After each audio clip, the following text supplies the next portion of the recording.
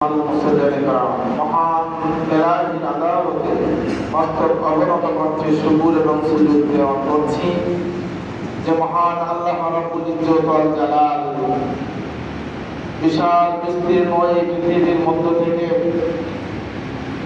আমাদের কিছু সংখ্যক মুসলমান ব্যক্তি লক্ষ কোটি মানুষের মধ্য থেকে বাছাই করে আজানের পরপরই জমা নামাজ আদায়ের উদ্দেশ্যে দুনিয়াবি সকল কাজকর্ম থেকে ফারিগ করে যথাসময়ে আমাদেরকে বাইতুল্লাহর মধ্যে হাজির হওয়ার তৌফিক দান করলেন। আমরা সেই মুনিব রব্বে কারীমের দরবারে মস্তক অবনত কণ্ঠে কালিমাতুশ শুকর আদায় করে সকলের জবান খুলে পড়ছি আলহামদুলিল্লাহ। দরুদ সালাম প্রেরণ করছি নবীকুল শিরোমণি সরকার দো জাহান রহমাতুল লিল আলামিনের কদমে, যে নবীকে আল্লাহ তাবারক ওয়া তাআলা পৃথিবীর জমিনে সর্বশেষে পাঠিয়ে নবুয়তের রাস্তাকে সমাপ্ত করে দিলেন, যার সম্মান ইজ্জত এবং মর্যাদা আল্লাহ রাব্বুল ইজ্জত ওয়াল জালালের পরে, যার নবুয়ত আসমান জমিন ব্যাপী যত জায়গাতে মহান রব্বুল আলামিন তত জায়গা জুড়ে তিনি হলেন রহমাতুল লিল আলামিন। পড়ুন সুবহানাল্লাহ। সেই মহা সম্মানিত পয়গম্বর নবীকুল শিরোমণি তামাম পৃথিবীর সকল মানব মণ্ডলীর মহান শিক্ষক, মানবতা মুক্তির দূত আশরাফুল আম্বিয়া সরকার দো জাহান রহমাতুল লিল আলামিন জনাবে মুহাম্মদুর রাসূলুল্লাহ সাল্লাল্লাহু আলাইহি ওয়াসাল্লামের কদমে লক্ষ কোটি দরুদ সালাম বর্ষিত হোক। সম্মানিত উপস্থিতি, আমি ভূমিকা লম্বা করতে চাচ্ছি না, সরাসরি আমার গত জুমার অসমাপ্ত আলোচনা ইনশাআল্লাহ এই জুমাতে শেষ করার চেষ্টা করব। যদিও যে বিষয়টি আমি শুরু করেছিলাম অনেক লম্বা, সেটাকে কাটছাঁট করে মূল কিছু পয়েন্ট বলেই আজকের জমাতে এ বিষয়ে আলোচনা শেষ করব। আল্লাহ পাক যদি তৌফিক দান করেন আগামী জমাতে অন্য কোনো ইস্যু নিয়ে আলোচনা করার চেষ্টা করব বিমাশিয়াতিল্লাহ। আল্লাহ পাক যেন আজকে এই গত জমার অসমাপ্ত আলোচনা ফিলিস্তিন, ইসরায়েল এবং ইসরায়েলের প্রধানমন্ত্রী বেনিয়ামিন নেতানিয়াহু সম্পর্কে যে ইতিহাস আমরা ধরেছিলাম তার আজকের আলোচনার মধ্য দিয়ে গিয়ে জানার চেষ্টা করব। আল্লাহ পাক যেন আমাকে কথাগুলি সুন্দর করে গুছিয়ে বলার এবং সেই সাথে আমাদের প্রত্যেককে আমলের নিয়তে শুনবার তৌফিক দান করেন। সকলে বলছি আল্লাহুম্মা আমিন। সম্মানিত উপস্থিতি, আমি শুরুতেই আপনাদের মাঝে পবিত্র কালামুল্লাহ শরীফ থেকে একটা আয়াতে কারিমা তেলাওয়াত করেছি। আল্লাহ রাব্বুল আলামিন এই আয়াতে কারিমার মধ্যে মুসা নবী এবং বনী ইসরাঈলের ঘটনাগুলি তুলে ধরেছেন। আমি আলোচনা করেছিলাম গত জমাতে হযরত ইব্রাহিম খলিলুল্লাহ জন্ম বৃত্তান্ত এবং তার ছেলে হযরত ইসহাক আলাইহিস সালাতু ওয়াস সালাম এবং ইসহাক আলাইহিস সালাতু ওয়াস সালামের ছেলে হযরত ইয়াকুব আলাইহিস সালাতু ওয়াস সালাম বিষয়ে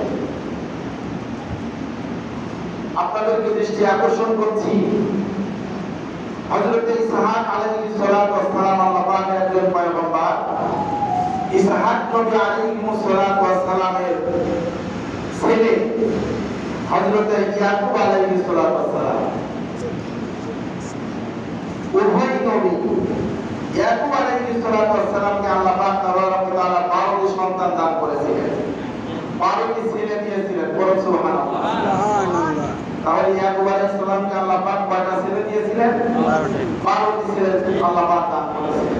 এই 12টি ছেলের মধ্যে সর্বকনিষ্ঠ ছেলে যিনি হলেন হযরত ইউসুফ আলাইহিস সালাতু ওয়াস সালাম। এই ইয়াকুব নবী 12টা সন্তান সর্বকনিষ্ঠ ছেলে হযরত ইউসুফ আলাইহিস সালামকে বাবা খুব ভালোবাসতেন। ইয়াকুব আলাইহিস সালাম অত্যন্ত ভালোবাসতেন, ছোট ছেলে তো এজন্য তার প্রতি ভালোবাসাটা খুব বেশি, খুব মায়া করতেন। আর তাকে এই আদর স্নেহ করা দেখে তার বাকি 11টি ভাইয়ের সহ্য হয় না, যে বাবা আমাদেরকে ভালো না বেশে ছোট ভাইকে এত ভালোবাসে, তাহলে ছোট ভাইকে যদি আমরা সরাই দিতে পারি তাহলে বাবার সুদৃষ্টি আমাদের উপর আসবে, বাবা আমাদেরকে বেশি ভালোবাসবে। এই কুচিন্তা মাথায় নিয়ে তারা 11 ভাই মিলে সিদ্ধান্ত নিল যে ছোট ভাই ইউসুফকে দুনিয়া থেকে সরাই দিতে হবে। এই ইউসুফকে দুনিয়া থেকে সরাই দিতে হবে, এই যে একটা কুচিন্তা, এই 11 ভাইয়ের মধ্যে সবচাইতে অগ্রণী ভূমিকা, বেশি ভূমিকা পালন করেছিল যে ছেলে ইউসুফ নবীর যে ভাই ইয়াকুব নবীর যে ছেলে, সেই ছেলেটির নাম ছিল ইয়াহুদা। ছেলেটির নাম কি? ইয়াহুদা। এই ইয়াহুদা থেকেই বর্তমান এই ইহুদি গোষ্ঠীর জন্ম। কথা বুঝে আসছে আপনাদের? তাহলে তার চিন্তা চেতনা শুরু হয়েছে কিন্তু ক্রিমিনালিটি, ঠিক কিনা? কথা বললে জবাব দিতে হবে। তার এই ইহুদি বংশের চিন্তা চেতনা শুরুই হয়েছে ক্রিমিনালের ভর্তি দিয়ে। কেননা আমার ছোট ভাইকে সরাই দিতে হবে, তাহলে আমার পিতা আমাদেরকে বেশি ভালোবাসবে। তাই ইউসুফ নবীকে কূপের মধ্যে ফেলাবার জন্য ইয়াকুব নবী এই 12টি সন্তানের মধ্যে সবচাইতে অগ্রণী ভূমিকা, বেশি ভূমিকা পালন করেছিল যে ছেলেটি, তার নাম কি? ইয়াহুদা। এবার দেখুন হযরত ইউসুফ আলাইহিস সালামকে কুয়ার মধ্যে ফেলে দিলেন। কোথায় ফেললেন?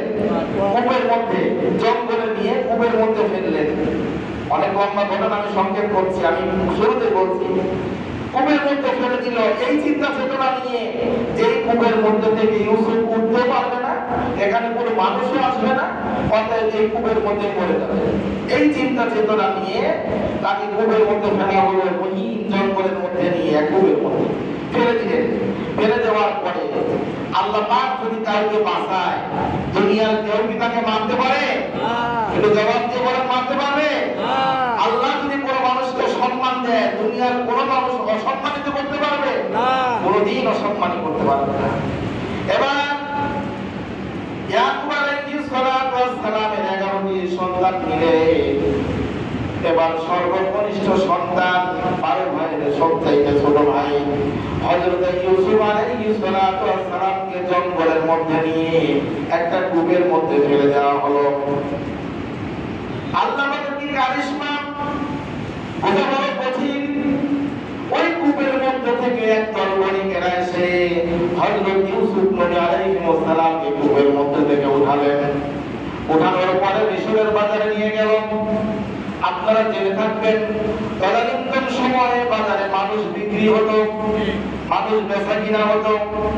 এজন্য একটা ব্যবসায়ীরা, ধনিকেরা ওই কূপের মধ্য থেকে হযরতে ইউসুফ আলাইহিস সালামকে উঠালেন। উঠানোর পরে এবার মিশরের বাজারে গিয়ে ইউসুফ নবীকে বিক্রি করে দিলেন, বেচে দিলেন। আল্লাহ পাকের কি কারিশমা, এবার ইউসুফ নবীকে বাজার থেকে যিনি কিনলেন তিনি হলেন মিশরের মন্ত্রী পর্যায়ের একজন ব্যক্তি। বলুন সুবহানাল্লাহ। মিশরের মন্ত্রী পর্যায়ের ভালো বড় লেভেলের একজন মানুষ ইউসুফ নবীকে মিশরের বাজার থেকে কিনে নিলেন। কিনে নেওয়ার পরে সেই ব্যক্তি নাম হলো আজিজে মিশর। এই আজিজে মিশর ইউসুফ নবীকে কেনার পরে তাকে তার নিজ বাড়িতে নিয়ে লালন পালন করতে লাগলেন, তাকে সেবা করতে লাগলেন। ধীরে ধীরে তিনি বড় হতে শুরু করে দিলেন।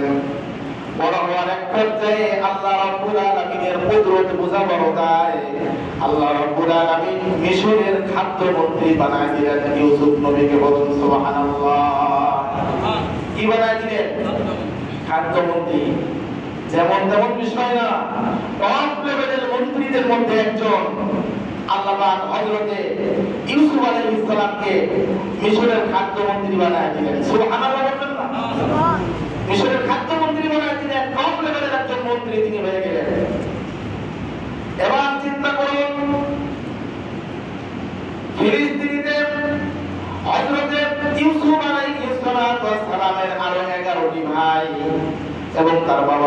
ফিলিস্তিনে বসবাস করে। ফিলিস্তিন থেকে কিন্তু ইউসুফ নবীকে কুয়ার মধ্যে ফেলে দিয়ে আসছিল। আল্লাহ পাক ইউসুফ নবীকে এবার মিশরে নিয়ে গিয়ে মিশরের মধ্যে একজন খাদ্যমন্ত্রী বানায় দিলেন। আল্লাহ পাক এবার এই ফিলিস্তিন থেকে ইউসুফ নবীর এই 11 ভাইকে সেখান থেকে বের করবেন কিভাবে একটু চিন্তা করুন। আল্লাহ রাব্বুল আলামিন মিশরের মধ্যে ফিলিস্তিনের মধ্যে আল্লাহ পাক এবার ভয়াবহতা দিয়ে দিলেন, খাদ্যের অভাব সংঘটিত হয়ে গেল। ফিলিস্তিনে কোনো খাদ্য নেই। এবার তার 11 ভাই চিন্তা ভাবনা করলো যে আমরা এভাবে ফিলিস্তিনিতে বসে থাকি, না খেয়ে মারা যাব, অতএব থাকতে হবে তারা সে বের হই। এবার ফিলিস্তিন থেকে ইউসুফ নবীর 11টি ভাই এবার খাদ্যের তালাশে মিশরে রওনা করলেন। বলুন সুবহানাল্লাহ। কোথায় গেলেন? মিশরে কে আছে? ছোট ভাই ইউসুফ আছে।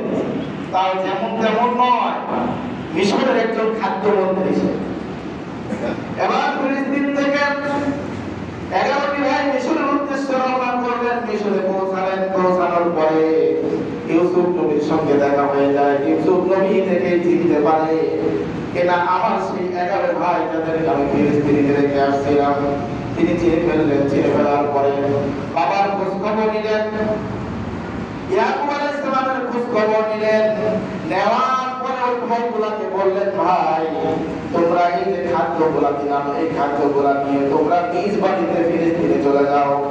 ফিলিস্তিনে যাওয়ার পরে আমার আত্মা সহ আমাদের আত্মীয় স্বজন যারা আছে তাদেরকে সাথে করে নিয়ে, যেহেতু ফিলিস্তিনে অভাব সেখানে তোমরা থাকতে পারবে না, অতএব আমার আত্মা সহ আত্মীয় স্বজনদেরকে সাথে করে নিয়ে তোমরা সকলেই মিশরে চলে আসবে। আমি যেহেতু মিশরের খাদ্যমন্ত্রী তোমাদের দেখশন করবো। জোরে বলুন সুবহানাল্লাহ। হযরত ইয়াকুব আলাইহিস সালাম এবং তার আরো 11টি সন্তান এবং তার আত্মীয় স্বজন সহ কিতাবের মধ্যে আসছে মোট 70 জন লোক ফিলিস্তিন থেকে রওনা করে মিশরে চলে গেলেন, যেখানে হযরত ইউসুফ নবী খাদ্যমন্ত্রীর দায়িত্ব পালন করছেন। এই মিশরে চলে গেলেন। যাওয়ার পরে মিশরের মানুষের সাথে তার পরিচয় হয়ে যায়। অন্যান্য মন্ত্রী পরিষদের সাথে তাদের পরিচয় হয়। খাদ্যমন্ত্রীর আত্মীয় তারা খুব ভালোভাবেই তাদের দেখশন করতেছিলেন, খুব আরামে ছিল। এক পর্যায়ে গিয়ে হযরত ইউসুফ আলাইহিস সালাম দুনিয়া থেকে ইন্তেকাল করেন, দুনিয়া থেকে বিদায় নেন। খাদ্যমন্ত্রী বিদায় হয়ে চলে গেলেন। খাদ্যমন্ত্রী বিদায় হওয়ার পরে তার 11টি ভাই এবং বাবা সহ আরো অনেক আত্মীয় স্বজন একদিন দুই দিন নয় মিশরের বুকে 150 বছর পর্যন্ত তারা খুব ভালো হালে ছিল। জোরে বলুন সুবহানাল্লাহ। কত বছর? 150 বছর। 150 বছর পর্যন্ত হযরত ইয়াকুব আলাইহিস সালাম এবং তার সন্তানগুলা খুব ভালো হালে ছিল। কেন না? মন্ত্রী যদিও বিদায় হয়ে গেছে, কিন্তু অন্যান্য যে মন্ত্রী পরিষদ আছে বা অন্যান্য সরকারি যে লোকগুলো আছে তাদের সাথে সম্পর্ক ভালো বিধায় তারা খুব যত্নেই সেখানে লালিত পালিত হচ্ছিলেন, বড় হচ্ছিলেন বা তাদের সংসার দিন যাপন চলছিল। 150 বছর যখন অতিবাহিত হয়ে চলে যায়, যাওয়ার পরে এবার ক্ষমতার পালাবদল শুরু হয়ে যায়। সেই জায়গায় ইউসুফ নবী যখন খাদ্যমন্ত্রী ছিল তখন ওই জায়গার দায়িত্ব ছিল হাফসুস জনগোষ্ঠী। কি নাম? হাফসুস। মনে রাখবেন, ইতিহাসের মধ্যে এসেছে ইউসুফ নবী যখন খাদ্যমন্ত্রী হন মিশরের, তখন ওই জায়গায় যারা দায়িত্ব ছিল এরা হলো হাফসুস জনগোষ্ঠী। এই 150 বছর অতিবাহিত হওয়ার পরে হযরতে ইউসুফ নবীর যে অন্যান্য ভাই এবং আত্মীয় স্বজন এরা সেখানে অবস্থান করছে। এরপরে হাফসুস জনগোষ্ঠীর পদভ্রমণ হয়ে গেল আর ক্ষমতায় ঢুকে পড়লেন ফেরাউন জনগোষ্ঠী। ইতিহাসে সর্বপ্রথম ফেরাউনের ইতিহাসের মধ্যে যে প্রবেশ করে, ইতিহাসে স্থান পায়। হাফসুস জনগোষ্ঠী বিদায় হয়ে গেল, ফেরাউন জনগোষ্ঠী মিশরের দায়িত্ব নিলেন। দায়িত্ব নেওয়ার পরে যে ঘটনাটি ঘটেছে সেটা হলো এই যে ইয়াকুব নবী এবং তার আত্মীয় স্বজন আরো যে 11টি ছেলে এদের উপরে নির্যাতন শুরু করে দিল কে? ফেরাউন। ফেরাউন অত্যাচার শুরু করে দিল। কেন অত্যাচার শুরু করলো? এরা এক সময় দায়িত্বে ছিল, এদের ভাই দায়িত্বে ছিল, এরা সরকারি দলের লোক। সাধারণত বর্তমানেও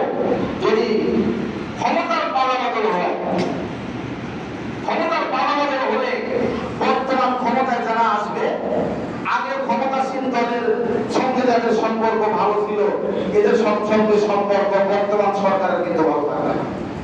এটাই কিন্তু স্বাভাবিক, নাকি বলেন? লজিক কিন্তু এটাই। তাই সেই সময়ের যুগেও ঠিক তাই হলো। হযরতে ইয়াকুব আলাইহিস সালাম এবং তার আত্মীয়-স্বজন এবং সন্তানদের উপরে নির্যাতন শুরু করে দিল ফিরআউন তার গোষ্ঠী। এমন নির্যাতন, ছোট ছোট বাচ্চাদেরকে ধরে ধরে তারা জবাই করলো, পুরুষদেরকে ধরে ধরে তারা মেরে ফেলতে লাগলো, হত্যা করতে লাগলো। আর মেয়েদেরকে তারা কি করলো? তারা বাড়িতে নিয়ে গিয়ে দাসী বাদী হিসাবে তাদের জীবনযাপন করাতে শুরু করে দিল। এই হলো অবস্থা। এই অবস্থার এক পর্যায়ে আল্লাহ পাক এই নির্যাতনের মধ্য দিয়েই সেই সময় বনী ইসরাইলের মধ্যে একজন শিশুকে আল্লাহ পাক ভূমিষ্ঠ করা দিলেন, জন্মগ্রহণ করলেন। তিনি হলেন হযরতে মূসা আলাইহিস সালাম। বলুন সুবহানাল্লাহ। মূসা নবী জন্মগ্রহণ করলেন। ধীরে ধীরে মূসা নবী বড় হতে লাগলেন। তিনার বয়স যখন 20-25, মূসা নবীর বয়স। এমন অবস্থায় বাজারের মধ্যে একটা দুর্ঘটনা, একজন মানুষ, ফিরআউনের দলের একজন মানুষ একটা অন্যায় করছে। মূসা নবীর সামনে সে অন্যায়টা করছে। মূসা নবী সহ্য করতে পারেন নাই। সহ্য করতে না পেরে মূসা আলাইহিস সালাম ওই ফিরআউনের দলের ওই ব্যক্তিকে, যে ব্যক্তি অন্যায় করেছে, তাকে একটা থাপ্পড় মারলেন। থাপ্পড় মারার সাথে সাথে নবীদের থাপ্পড় ওজন কত হতে পারে এটা কল্পনা করে শেষ করতে পারবো না আমরা। নবী মূসার থাপ্পড়, এক থাপ্পড়ে ফিরআউনের দলের ওই লোক সেখানে ইন্তেকাল করেছে। মূসা আলাইহিস সালামের অন্তরের মধ্যে ভয় ঢুকে পড়ল যে আমি লোককে মেরে ফেললাম। এই সংবাদ যদি ফিরআউন জানতে পারে তাহলে তো আমাকে আস্ত করবে না। এবার তিনি কি করলেন? এবার তিনি দেশ ছেড়ে দিলেন। তিনি মিশর পরিত্যাগ করলেন। মিশর থেকে তিনি পালায় চলে গেলেন। যে জায়গাতে গেলেন, যে দেশে গেলেন, ইতিহাসের মধ্যে আসছে সেই দেশের নাম হলো মাদিয়ান। দেশের নাম কি? মাদিয়ান। মাদিয়ান শহরে চলে গেলেন হযরত মূসা আলাইহিস সালাম। কি করার পরে? একজন মানুষকে মেরে ফেলানোর পরে। মনোযোগ আছে তো আপনাদের? ফিরআউনের দলের একজন মানুষকে হত্যা করার পরে তিনি মিশর ছেড়ে দিয়ে চলে গেলেন যে দেশে। সেই দেশের নাম কি? মাদিয়ান। মাদিয়ান শহরে তিনি চলে গেলেন। সেখানে আরেকজন নবীর বসবাস ছিল। নবীর নাম হলো হযরতে শুআয়ব আলাইহিস সালাম। কি নাম? হযরতে শুআয়ব আলাইহিস সালাম। সেই সময় সেই জায়গার মাদিয়ান শহরের তিনি হলেন নবী। তার সঙ্গে পরিচয় হয়ে গেল হযরতে মূসা। দীর্ঘদিন তিনি সেখানে থাকলেন। দীর্ঘদিন থাকার পরে হযরতে মূসা আলাইহিস সালামের চরিত্র, স্বভাব, কথাবার্তা, আখলাক, আমানতদারিতা, তার চলাফেরার গতিবিধি লক্ষ্য করে তিনি দেখলেন যে একজন সাধারণ কোন ছেলে হবে না। হযরত শুআয়ব আলাইহিস সালাম দেখলেন সাধারণ কোন ছেলে না, তার স্বভাব চরিত্র তো ভালো। তাই তিনি কি করলেন? এক পর্যায়ে গিয়ে শুআয়ব আলাইহিস সালামের মেয়ের সঙ্গে হযরতে মূসা নবীর বিবাহ দিয়ে দিলেন। জোরে বলুন সুবহানাল্লাহ। বিবাহ হওয়ার পরে হযরতে মূসা এবার মাদিয়ান শহরে শুআয়বের বাড়িতে বেশ কিছুদিন কাটালেন। কাটানোর পরে তার বয়স যখন 40 ছুঁই, তখন আল্লাহ পাক হযরত মূসাকে ডাক দিয়ে বললেন যে মূসা, তোমার আর এখানে থাকলে চলবে না। এই দেশের জন্য, মাদিয়ান শহরের জন্য আমার আরেকজন নবী আছে যার নাম হলো শুআয়ব। অতএব এই দেশের জন্য আমি একজন নবীকে রাখছি। অতএব তুমি চলে যাও তোমার দেশে। তোমার দেশ কোথায়? মিশর। তুমি মিশরে চলে যাও। কেননা সেই সময়ে এক একজন নবীর জন্য এক একটা এরিয়া ভাগ ছিল। আপনারা জেনে থাকবেন পূর্বের যুগে আল্লাহ পাক একই সময়ে দুনিয়াতে একাধিক নবীও দিয়েছেন। এজন্য নবীদের জায়গা ভাগ ভাগ ছিল। এজন্য আল্লাহ পাক তাবারক ওয়া তাআলা মূসা নবীকে ডাক দিয়ে বললেন যে তুমি আর এই মাদিয়ান শহরে থাকলে চলবে না। এই মাদিয়ান শহরের জন্য একজন নবী আছে শুআয়ব। অতএব তুমি চলে যাও তোমার দেশ মিশরে। সেখানে কোনো নবী নেই। তোমার জন্য অপেক্ষা করছে তোমার জনগোষ্ঠী বনী ইসরায়েলের লোকেরা। অতএব তুমি চলে যাও। কিতাব প্রমাণ করেছেন মাদিয়ান শহর থেকে হযরত মূসা আলাইহিস সালাম শুআয়ব নবীর মেয়েকে বিবাহ করার পরে এবার স্ত্রীকে সাথে করে নিয়ে তিনি আবার মিশর চলে গেলেন। মিশর যাওয়ার পরে হযরত মূসা আলাইহিস সালাম এবং ফিরআউনের কোরআনুল কারীমের মধ্যে যে ঘটনা করি আপনারা জানতে পারেন অধিকাংশ সময় মুসা এবং ফেরাউনের যুদ্ধ বিগ্রহ হয়েছে, মারামারি কাটাকাটি হয়েছে। কুরআনের মধ্যে এরকম অসংখ্য ঘটনা আছে। মুসা আলাইহিস সালাম এই দ্বিতীয়বার যখন আবার মিশরে ফিরে আসেন, আসার পরে এবার ফেরাউনের সাথে মুসা নবীর দ্বন্দ্ব শুরু হয়ে যায়, সংঘাত শুরু হয়ে যায়। দ্বন্দ্ব সংঘাতের এক পর্যায়ে হযরত মুসা আলাইহিস সালামকে আল্লাহ পাক নির্দেশ করলেন, মুসা দেরি করা যাবে না, এই মিশরে আর তোমাকে থাকা যাবে না, তুমি তাড়াতাড়ি করে এই মিশর ছেড়ে অন্যত্র চলে যাও। আল্লাহ পাকের নির্দেশ মোতাবেক হযরত মুসা বনি ইসরাঈলদেরকে সাথে করে নিয়ে এবার তিনি মিশর পরিত্যাগ করলেন। বলুন সুবহানাল্লাহ। হযরত মুসা আলাইহিস সালাম বনি ইসরাঈলদেরকে নিয়ে এবার মিশর পরিত্যাগ করে যখন সামনের দিকে রওনা হচ্ছিলেন, সামনের দিকে রওনা হলেন, আল্লাহ রাব্বুল আলামিন হযরত মুসা কালিমুল্লাহ আলাইহিস সালামকে বলে দিলেন, মুসা রে, এবার এমন একটা সাগর, লোহিত সাগর, ওই সাগর তোমাকে পাড়ি দিতে হবে। কোন সাগর? লোহিত সাগর পাড়ি দিতে হবে। কিন্তু সেই সাগরের মধ্যে কোনো লঞ্চ নাই, কোনো জাহাজ নাই, স্টিমার নাই, পারাপারের কোনো ব্যবস্থা নাই, চিন্তার কোনো কারণ নাই। আল্লাহর নির্দেশ যেহেতু আসছে তোমাকে দেশ ছাড়তে হবে, লোহিত সাগর পাড়ি দিতে হবে, অতএব তুমি রওনা করে দাও, লোহিত সাগরের নিকটবর্তী হয়ে যাও। তারপরে কি ঘটনা ঘটে সেটা তুমি নিজেই দেখতে পাবে। বলুন সুবহানাল্লাহ। হযরত মুসা কালিমুল্লাহ বনি ইসরাঈলদের সাথে করে নিয়ে যখন লোহিত সাগরের নিকটবর্তী হয়ে গেলেন, হওয়ার পরে লোহিত সাগরের মধ্যে দিয়ে একটা দুইটা নয় 12টি রাস্তা করে দিলেন। তিনি কে? আওয়াজ করে বলেন, তিনি কে? সে আল্লাহ এখনো আছে না নাই? আছে। হযরত মুসা আলাইহিস সালামের জন্য 12টি রাস্তা হয়ে গেল সাগরের মধ্যে দিয়ে। এবার হযরত মুসা আলাইহিস সালাম এবং বনি ইসরাঈলেরা মিলে 12টি রাস্তা দিয়ে লোহিত সাগর পার হয়ে ওপারে চলে গেলেন। এবার ফেরাউন বাহিনী তাকে তাড়া করেছে। যখন নদীর নিকটবর্তী হয়ে যায়, নদীর নিকটবর্তী হওয়ার পরে আল্লাহ পাকের নির্দেশ আসলো, পানি, লোহিত সাগরের পানি যেমনি ভাবে তুমি ফাঁকা হয়ে রাস্তা করে দিয়েছিলে মুসার জন্য, আমার নির্দেশ সাথে সাথে তুমি আবার পানি ভরা হয়ে নদী পরিপূর্ণ হয়ে যাও। বলুন সুবহানাল্লাহ। সাথে সাথে হযরতে মুসা আলাইহিস সালাম পার হয়ে চলে যাওয়ার পরে ফেরাউন বাহিনী যখন আসলো, সুন্দর রাস্তা থেকে নদীর মধ্যে নামছে, নামার সাথে সাথে দুই দিন পর পানি একত্রিত হয়ে ফেরাউন সহ তার দলবল যতগুলি ছিল সকলেই পানি খাইতে খাইতে পানির মধ্যে চিরচরণের মতো বিদায় হয়ে চলে যায়।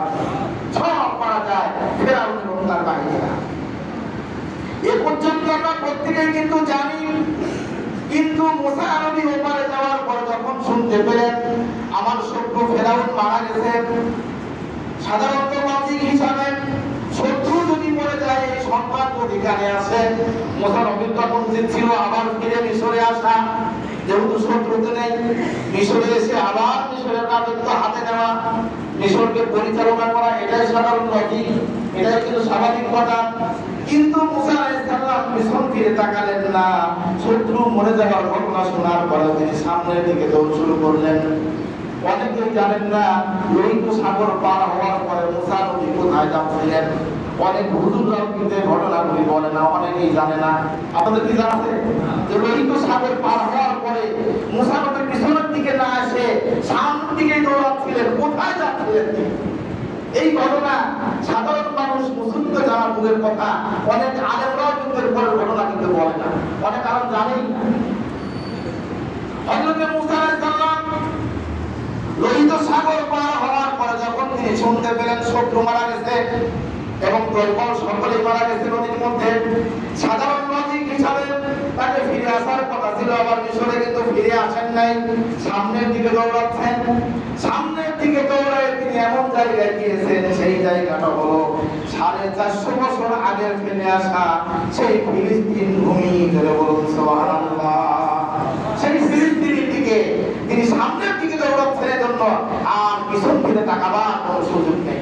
হযরত মুসা আলাইহিস সালাম এবার ফিলিস্তিন পৌঁছালেন। পৌঁছানোর পরে বনি ইসরাঈলদেরকে বললেন, এখন যে মসজিদে আকসায় আমরা ঢুকতে পারবো না, কেননা আমরা দীর্ঘদিন এখানে ছিলাম না, না থাকার কারণে এই জায়গা তো আল্লাহ পাক শূন্য রাখবে না, এই জায়গাতে আল্লাহ পাক আরেকটা জনগোষ্ঠীকে এখানে দায়িত্ব দিয়ে দিয়েছেন। অতএব তাদেরকে এখান থেকে সরাতে হলে আমাদেরকে যুদ্ধ করে তাদেরকে সরাতে হবে।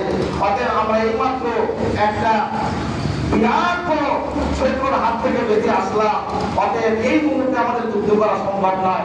অতএব তোমরা কিছুদিন এখানে থাকো, তারপরে খাওয়া দাওয়া করে শরীর স্বাস্থ্য একটু চাঙ্গা করে নাও, তারপর তাদের সঙ্গে আমরা যুদ্ধে নাম।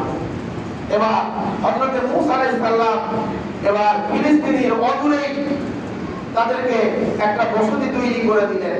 বসতি তৈরি করে দেওয়ার পরে তারা সেখানে বসবাস করতে লাগলেন। এর ফাঁকে হযরত মূসা আলাইহিস সালামের জন্য অর্ডার আসলো আল্লাহর পক্ষ থেকে যে নবী, আপনি দেরি করবেন না, আপনি তাড়াতাড়ি করে তুর পর্বতে চলে আসেন, আপনাকে এখন আমি কিতাব নাযিল করব। বলুন সুবহানাল্লাহ।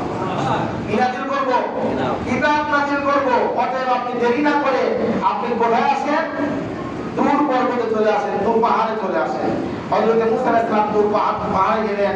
আল্লাহর পক্ষ থেকে তিনি কি কিতাব পেলেন? মূসা আলাইহিস সালামের উপর যে কিতাব নাযিল হয়েছিল, কিতাবের নাম কি? তাওরাত।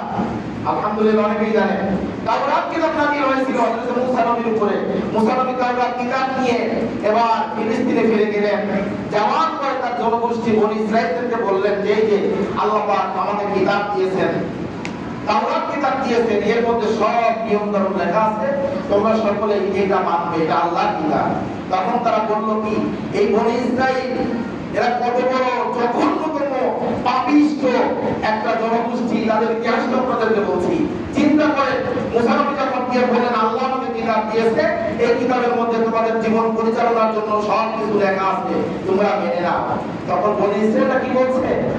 তারা বলছিল যে এটা যে আল্লাহ পাক তোমাকে দিয়েছে, এর বিশ্বাস কি, এর ডকুমেন্ট কি, এটা আমরা মানি না। হযরত মূসা নবী বললেন, তাহলে কি করবে তোমরা মানবে? কি করলে মানবে তোমরা? বনি ইসরাঈলরা বলল যে আমরা মানতে পারি যদি আল্লাহ পাক সরাসরি এই তাওরাত তোমার হাতে দিয়ে দেয়, আর আমরা যদি আল্লাহকে দেখি, কিতাব দেওয়া দেখি, তাহলে আমরা মানব। চিন্তা করেন, আল্লাহকে কি দেখা যায়? আল্লাহকে কি দেখা যাবে? আল্লাহকে দেখা যাবে না। কত বড় খারাপ জাতি এই ইহুদি জাতি। হযরত মূসা আলাইহিস সালাম বললেন, এই লক্ষ লক্ষ মানুষকে তুর পর্বতে নেওয়া যাবে না, তাহলে তোমাদের বংশ গোষ্ঠীর মধ্য থেকে এক একজন করে দাও, আমি অল্প কিছু লোককে নিয়ে তুর পর্বতে যাই। যদি তোমরা আল্লাহকে দেখবেই নাসর হয়ে গেছো। এবার কিতাবের মধ্যে আসছে ৭০ জন লোককে সাথে করে নিয়ে মূসা নবী তুর পর্বতে গেলেন। যাওয়ার পরে আল্লাহকে ডাক দিয়ে বললেন যে আল্লাহ, আপনি আমাকে কিতাব দিয়েছেন, তারা তো বিশ্বাস করে না, আপনি দয়া করে একটু দেখা দেন। আল্লাহ পাক বললেন ওদেরকে প্রস্তুত হতে বলো। আল্লাহ রাব্বুল আলামিনের যে নূরের তাজাল্লি, এত পাওয়ারফুল তাজাল্লি আল্লাহ পাকের নূরের, এই নূরের তাজাল্লি এক ফোঁটা বিন্দু মাত্র তুর পর্বতের উপরে পড়ার সাথে সাথে এই ৭০ জন লোক জায়গায় ইন্তেকাল করেছে। বলুন নাউযুবিল্লাহ। ৭০ জন মারা গেছে। হযরত মূসা আলাইহিস সালাম আল্লাহকে ডাক দিয়ে বললেন যে আল্লাহ, এটা কেমন হলো? ৭০ জন লোক মারা, এখন যদি আমার জনগোষ্ঠী বনি ইসরাঈলের কাছে আমি যাই, তাহলে তারা মেনে নেবেন, আমাকে গিলেই মেরে ফেলবে। তারা বলবে যে কোথায় রেখে আসছিস আমাদের ৭০ জন লোক, তাড়াতাড়ি নিয়ে। আল্লাহ পাক তুমি দয়া করে এই ৭০ জনকে আল্লাহ তুমি জীবিত করে দাও। একজন নবীকে এই বনি ইসরাঈল এরা কত জঘন্য মানুষ, একজন নবীকে তারা এত পরিমাণে অত্যাচার করেছে, জানিয়েছে। আল্লাহ নবী মূসা আল্লাহর কাছে দোয়া করলেন, আল্লাহ পাক সাথে সাথে ওই ৭০ জন ব্যক্তিকে জীবিত করে দিলেন। বলুন সুবহানাল্লাহ। এই ক্ষমতা আল্লাহর আছে না নেই? আপনাদেরকে বিশ্বাস হয়? অনেকেই বলে নেই, বিশ্বাসে মনে ঘাটতি আছে। এই ক্ষমতা কি আল্লাহ নাই? আল্লাহ পাকের এই ক্ষমতা আছে, 100% আছে আল্লাহ পাকের। ৭০ জন লোককে জীবিত করে দিলেন, এদেরকে নিয়ে আবার সেই ফিলিস্তিনে চলে গেলেন। যাওয়ার পর যখন তারা এইভাবে বলতে লাগলো যে আমরা তুর পর্বতে গিয়েছিলাম আল্লাহকে দেখার জন্য, বরং আল্লাহ আমাদের সঙ্গে দেখা দেয় নাই, বরং আল্লাহ পাক কি করেছে? আমাদের সঙ্গে গাদ্দারি করেছে। নাউযুবিল্লাহ। আল্লাহ নাকি গাদ্দারি করেছে। মরে যাওয়ার পরে ওদেরকে আল্লাহ পাক আবার জীবিত করে দিলেন, তারপরেও বলছে যে আল্লাহ পাক আমাদের সঙ্গে গাদ্দারি করছে। কত বড় নাফরমান জাতি। এরপরে যে ঘটনাটি ঘটেছে যে 40 দিন তিনি ছিলেন না পর্বতে, আল্লাহর কিতাব আনতে গিয়েছিলেন। এই 40 দিনের মধ্যে বনি ইসরাইল যারা বাড়িতে ছিল তারা বিভিন্ন মানুষের বাড়ি বাড়ি ঘুরে ঘুরে দেখছে যে ওই জায়গায় মানুষেরা মূর্তি পূজা করছে। এবার কত খারাপ চিন্তা করে দেখো, বনি ইসরাইল মুসা নবীর কাছে এসে বলছে যে পয়গম্বর, আমরা ঘুরে ঘুরে দেখলাম মানুষেরা একটা মূর্তি পূজা করছে, তারা মূর্তি বানিয়ে মূর্তি পূজা করছে। তো আমাদের তো এক আল্লাহর ইবাদত করতে ভালো লাগে না, আপনি একটা মূর্তি তৈরি করে দেন, আমরা আল্লাহর পাশাপাশি মূর্তির পূজা করি। আউযুবিল্লাহ বলেন। চিন্তা করেন, একজন নবীকে বলছে যে তারা মূর্তি পূজা করে, আমাদেরকে একটা মূর্তি বানায় দেন। মুসা নবীকে বলছে মূর্তি বানায় দেন, আপনি মূর্তি বানায় দেন, আমরা আল্লাহর পাশাপাশি মূর্তি পূজা করব, আল্লাহর ইবাদত করব। আল্লাহ পাক তাবারক ওয়া তাআলা নবী মুসা ডাক দিয়ে বলেন যে নাফরমানের গোষ্ঠী, আল্লাহ পাক তোমাদেরকে এত বড় বড় বিপদ থেকে বাঁচায় দিলেন, সেই আল্লাহর কুদরতি পায়ে সিজদা না করে, আল্লাহর শুকরিয়া আদায় না করে তোমরা বলছো আমাকে আবার মূর্তি বানায় দিতে, মূর্তি পূজা করবে, আল্লাহর সঙ্গে শিরক করবে। বেকুবের দল, এটা কখনো হতে পারে না। সম্মানিত উপস্থিতি, সময় নেই। পরিশেষে ইতিহাসের সর্বশেষ কথা যেটা কোরআন আল কারীমের মধ্যে আল্লাহ পাক সেটা বলে দিয়েছেন এই বনি ইসরাঈলের ঘটনা সম্পর্কে। আল্লাহ পাক বলছেন ইল্লা বিহাবলিম মিনাল্লাহি ওয়া হাবলিম মিনান নাস। আল্লাহ রাব্বুল আলামিন ইহুদি জাতি সম্পর্কে বলছেন এদের পরিণাম এমন হবে, এদের নিজস্ব দেশ নিজস্ব রাষ্ট্র বলতে এরা দুনিয়াতে যতদিন থাকবে এদের নিজস্ব বলতে কিছুই থাকবে না। বলুন সুবহানাল্লাহ। এটা কার কথা? আল্লাহ পাকের কথা। আল্লাহ বলছেন যে এদের নিজস্ব রাষ্ট্র বলতে কিছু থাকবে না, এরা পরাধীন হয়ে থাকবে। এরা যদি ভালোভাবে এই দুনিয়াতে থাকতে পারে, থাকতে চায়, তাহলে তারা কি করবে? ইল্লা বিহাবলিম মিনাল্লাহ। তারা যদি আমার দিকে ফিরে আসে, আমার কথা যদি তারা শোনে, কোরআনকে যদি মানে, মুহাম্মদ সাল্লাল্লাহু আলাইহি ওয়াসাল্লামকে যদি নবী হিসেবে স্বীকার করে নেয়, তাহলে এই দুনিয়ায় তারা ভালো থাকতে পারবে। আর আরেকটা অপশন আছে, সেটা হলো যদি আমাকে না মানে, তাহলে তারা কি করবে? বিহাবলিম মিনান নাস। তাহলে কোন একটা দলকে, কোন একটা গোষ্ঠীকে, কোন একটা রাষ্ট্রকে তারা তাদের পায়ে ধরে তাদের উপর নির্ভর হয়ে থাকতে হবে। সম্মানিত উপস্থিতি, যারা থাকতে বলবেন এই ফিলিস্তিন, এই ইসরায়েল, এর জনগোষ্ঠী আজ কোন রাষ্ট্রের উপরে নির্ভর করে আছে? আমেরিকার উপরে। আমেরিকার দেশ ধরে বেঁচে আছে। আজ থেকে 14.5 বছর আগে আল্লাহ তাবারক ওয়া তাআলা নবীর মাধ্যমে আমাদেরকে জানিয়ে দিয়েছেন যে এদের নিজস্ব কোনো রাষ্ট্র থাকবে না, এরা পরাধীন হয়ে অন্য রাষ্ট্রের লেজ ধরে অন্যের উপর নির্ভর হয়ে তাদেরকে থাকতে হবে। ঠিক তাই আজ তাদের নিজস্ব কোনো রাষ্ট্র নাই, তারা আজকে আমেরিকার লেজ ধরে এই দুনিয়ার জমিনে বেঁচে আছে। এদের অধঃপতন হবেই হবে, কোনো সন্দেহ নাই। জোরে বলুন সুবহানাল্লাহ। আমরা সেই অপেক্ষায় আছি। আল্লাহ পাক যেন অচিরে এই বনি ইসরাঈলদেরকে নিপাত করে মুসলমানদেরকে জয় করে দেন, বাইতুল আকসাকে যেন মুসলমানদের জন্য আল্লাহ পাক নিরাপদ করে দেন। সকলে বলছি আমিন। ওয়া আলহামদুলিল্লাহি রাব্বিল আলামিন। আসসালামু আলাইকুম ওয়া রাহমাতুল্লাহি ওয়া বারাকাতুহু।